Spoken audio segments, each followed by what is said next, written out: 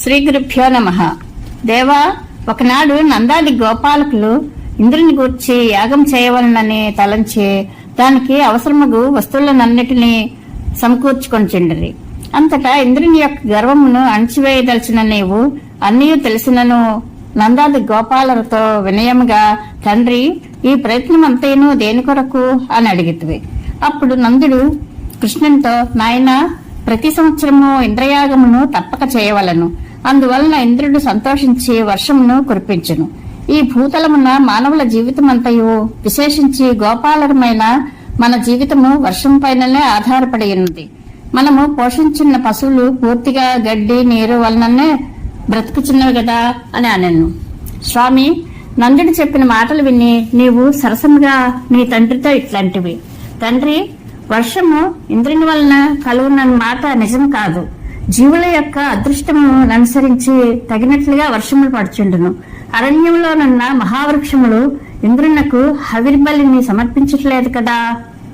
తండ్రి, నీవన్నట్లు గోపాలకులమైన మనకు వంశపరంపరగా వచ్చుచున్న గొప్ప సంపద ఈ ఆవులే. వాటికి ఈ గోవర్ధన పర్వతమే జీవనాధారము. మన ఆవులు ఆ గిరిపై సంచరించుచు పచ్చికలను మేయిచు హాయిగా బ్రతుకుచున్నవి. అందువలన ఈ పూజోపహారములను ఈ పర్వతమునకు సమర్పించడయే యుక్తము. ఈ భూతలమున్న బ్రాహ్మణులు దేవతల కంటే గొప్పవారు గదా, కావున వారు కూడా పూజనీయులు అని నందుడు మొదలగు వారితో నీవు పలికితివి.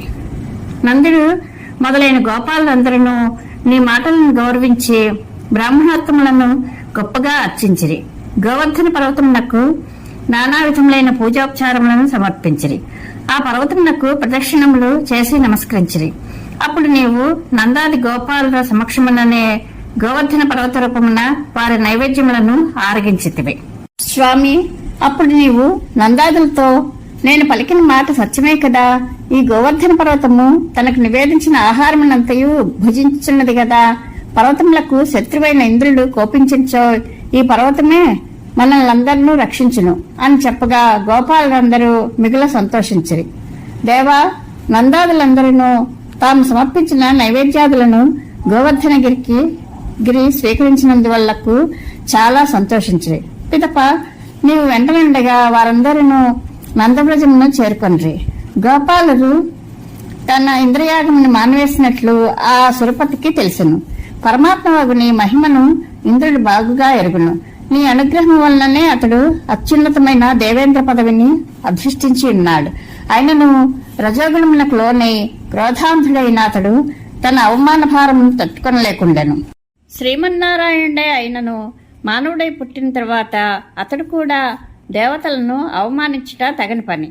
ఆ విధంగా దేవతలను అవమానించో వారి గౌరవం ఎట్లుండును అనగా వారి గౌరవం అంతయు నశించును.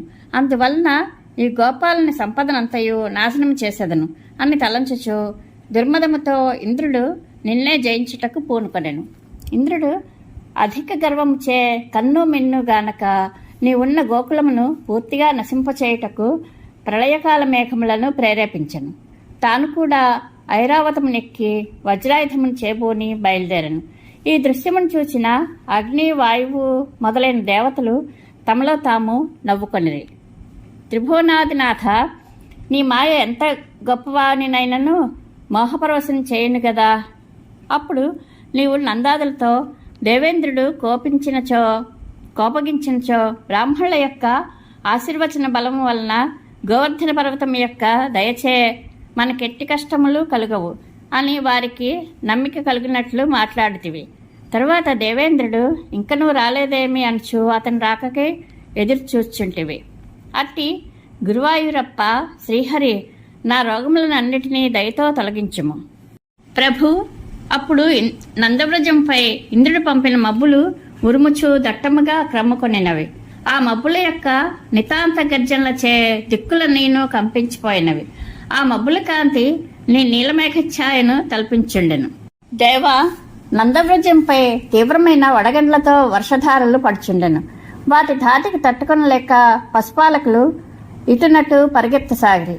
అప్పుడు ఆ గోపాలురు, ఇంద్రుడు కోపంచే ఇట్లు వడగండ్లను వర్షించున్నాడు, మమ్ములను ఎట్లయినను రక్షింపము అని నిన్ను వేడుకొనసాగిరి. అప్పుడు నీవు వారికి భయపడవద్దు అని అభయమసక్తివి. మన గోపాలకులకు అందరికీ ఈ గోవర్ధన పర్వతమే దైవము. ఈ పర్వతమే పర్వత శత్రువైన ఇంద్రుని ఆగడములను అడ్డగించి రక్షించును. ఇందు సంశయింపవలసినదేదియూ లేదు అని పలుకుచు వెంటనే చిరునవ్వుతో నీ చిట్టి చేతులతో గోవర్ధన పర్వతమును సమూలముగా కదిలించితివి. స్వామి, నీవు ఆ గోవర్ధన పర్వతమును సుకుమారమైన నీ చేతితో పైకెత్తితివి. పిమ్మట నీవు గోపాలులను తమ పరిక్రమలతోనూ గోవులతోనూ ఆ పర్వతం క్రింద గల ఇసుక తిన్నెల మీదకి రమ్మని పిలిచితివి. వెంటనే వారు అచ్చటికి చేరిరి. ఫలితముగా పర్వతంపై పడిన వర్షజలమునంతయును దూరముగా తొలగిపోయాను. దేవా, నీవు ఆ విధముగా గోవులను గోపాలులను వడగండ్లవాన ప్రమాదం నుండి రక్షించితివి. ప్రభు, నీవు ఒక చేతితో గోవర్ధన పర్వతం నెత్తి ఆ పర్వతం క్రింద ఉన్న నీ స్నేహితులతో గోపకన్యలతో విలాసంగా నవ్వుచు మాట్లాడుచుంటివి. అట్లే నీ దగ్గర నిలబడి ఉన్న ఆవులను మరి యొక్క చేతితో దువ్వుచు వాటికి హాయిని గూర్చుంటివి. దీనిని చూచి గోపాలురందరూ చాలా సంతోషపడిరి. ఈ గోవర్ధన పర్వతము చాలా పెద్దది. ఈ బాలకుడు ఈ మహాపర్వతమును తన ఎడమ చేతిచే అవలీలగా ఎత్తిపట్టుకొనెను. ఇది చాలా అద్భుతమైన విషయము. ఇది ఎంతయో గోవర్ధనగిరి యొక్క ప్రభావమే కాబోలు అని నిన్ను చూచుచు నందుడు మొదలైన వారు విస్మయ వచనములను పలికిరి. ఈ చిన్నపిల్లవాని యొక్క దుస్సాహసము మిన్నగానున్నది. చేయి నిప్పు పుట్టగానే ఇతడు ఈ పర్వతమును క్రింద పడవేయును అని దేవేంద్రుడు నీ శక్తి సామర్థ్యములను తక్కువగా ఊహించుచు 7 దినములు భయంకర వర్షమును కురిపించెను.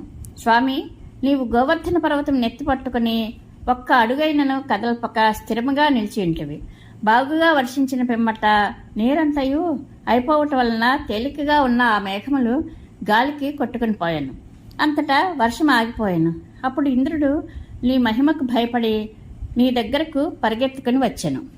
ప్రభు, వారం దినముల తర్వాత వర్షమంతయు ఆగిపోయాను. అప్పుడు గోపాలురు ఆవులు అన్నీయు పర్వతము క్రింద నుండి బయటకు వచ్చినవి. ఆ సమయమున గోవర్ధన పర్వతమును నీవు భూమిపై యథాపూర్వముగా ఉంచగా నీ తోడి గోపబాలకులందరూ నిన్ను సంతోషంతో కౌగిలించుకొనిరి.